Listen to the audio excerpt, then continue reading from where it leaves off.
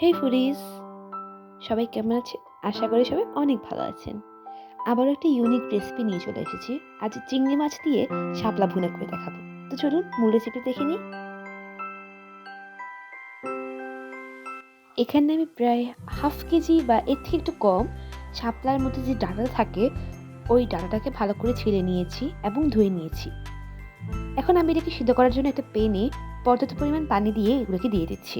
সিদ্ধ করার পরে ঠিক এই কালারটাই আসবে। এখন এখানে রান্না করার জন্য আমি এখানে চিংড়ি মাছ নিয়েছি, এগুলোকে ভালো করে কেটে ধুয়ে নিয়েছিলাম। এখন একটা প্যানে আমি পর্যাপ্ত পরিমাণে সরিষার তেল দিয়ে দিচ্ছি এবং এখানে আমি একটা পেঁয়াজ কুচি করে দিচ্ছি।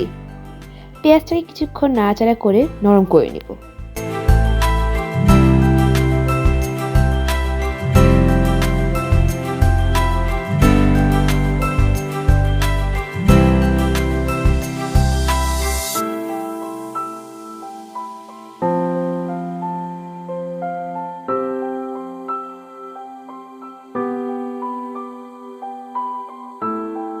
পেঁয়াজটাকে কিছুক্ষণ নরম করে নেওয়ার পরে এখন আমি এখানে 1 টেবিল চামচ পরিমাণ আদা বাটা এবং 1 টেবিল চামচ পরিমাণ রসুন বাটা দিয়ে দিচ্ছি। এগুলোকে ঠিক ততক্ষণ নাড়বো যতক্ষণ না পর্যন্ত এগুলো কাঁচা গন্ধটা চলে যাচ্ছে।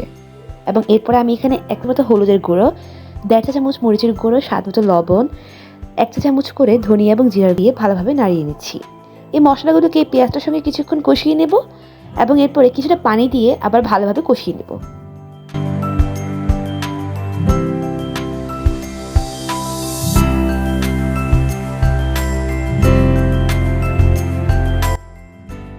এই পর্যায়ে চুলাটা মিডিয়াম থাকবে এবং মশলাটাকে ভালোভাবে কষানো হয়ে গেলে এখানে আমি যে চিংড়ি মাছগুলো ধুয়ে রেখেছিলাম সেগুলো দিয়ে ভালোভাবে নাড়িয়ে নিচ্ছি। এই মাছগুলোকে কিছুক্ষণ এর মধ্যে কষিয়ে নেব।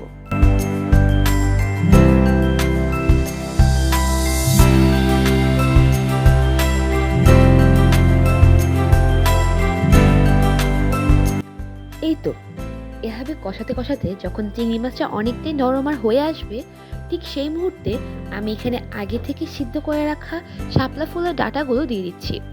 এগুলো কিন্তু আমি সিদ্ধ করার পরে পানি ঝরিয়ে নিয়েছিলাম এবং এরপরেই আমি এখানে দিচ্ছি। এখন এই সবগুলোকে আমি ভালোভাবে মিশিয়ে নিব। এই পর্যায়ে আমার চুলার আঁচটা থাকবে মিডিয়াম এবং এভাবে কষাতে কষাতে যখন দেখব কিছুটা হয়ে এসেছে সেই মুহূর্তেই আমি এখানে 2-3টা কাঁচামরিচ মাঝখান থেকে ফালি করে দিয়ে দিচ্ছি। এই তো তৈরি হয়ে গেল আমাদের মজাদার একটা রেসিপি। এভাবে বাসায় আপনারা খুব সহজে কিন্তু বানিয়ে নিতে পারেন, খুব কম সময়ে বানিয়ে খেতে পারেন। এটা আসলেই খুব মজার।